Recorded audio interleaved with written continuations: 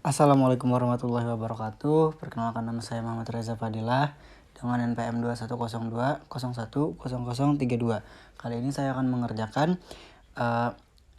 UAS dari Bapak Fitra Ramadhani di mata kuliah belajar dan pembelajaran.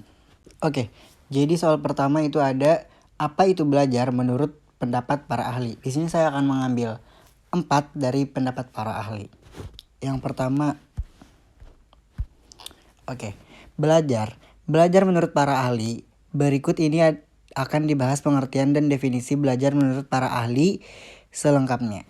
Menurut Winkel, pengertian belajar adalah semua aktivitas mental atau psikis yang berlangsung dalam interaksi aktif dalam lingkungan, yang menghasilkan perubahan-perubahan dalam pengelolaan pemahaman. Menurut Ernest R.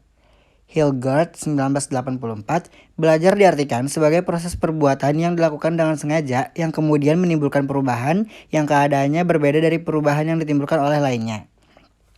Sifat perubahan relatif permanen, tidak akan kembali kepada keadaan semula, tidak bisa diterapkan pada perubahan akibat situasi sesaat, perubahan seperti perubahan akibat kelelahan, sakit, mabuk, dan sebagainya. Lalu menurut Gagne 1977, definisi belajar menurut Gagne merupakan sejenis perubahan yang diperlihatkan dalam perubahan tingkah laku yang keadaannya berbeda dari sebelum individu berada dalam situasi belajar dan sesudah melakukan tindakan yang serupa itu. Perubahan terjadi akibat adanya satu pengalaman atau latihan, berbeda dengan perubahan serta-merta akibat refleks atau perilaku yang hanya bersifat naluriah.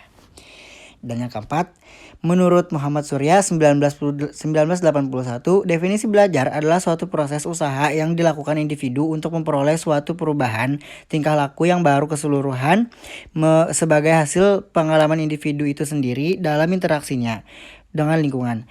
Kesimpulan yang bisa diambil dari kedua pengertian di atas bahwa prinsipnya belajar adalah perubahan dari diri seseorang. Nah, soal yang kedua ada sebutkan dan jelaskan 3 klasifikasi hasil belajar menurut Benjamin Bloom. Menurut Benjamin Bloom ada 3 klasifikasi belajar, yaitu ranah kognitif. Ranah kognitif berkaitan dengan kemampuan intelektual seseorang. Kemampuan yang penting pada aspek kognitif adalah kemampuan menerapkan konsep-konsep untuk memecahkan masalah yang ada di lapangan. Penilaian aspek kognitif meliputi aspek pengetahuan, pemahaman, aplikasi, analisis, sintesis, dan evaluasi. Lalu yang kedua ada ranah efektif. Ranah efektif berkaitan dengan kemampuan yang berkenaan dengan sikap, nilai, perasaan, dan emosi. Tingkatan-tingkatan aspek ini dimulai dari yang sederhana sampai kepada tingkatan yang kompleks, yaitu penerimaan, penanggapan, penilaian, pengorganisasian, dan karakterisasi nilai.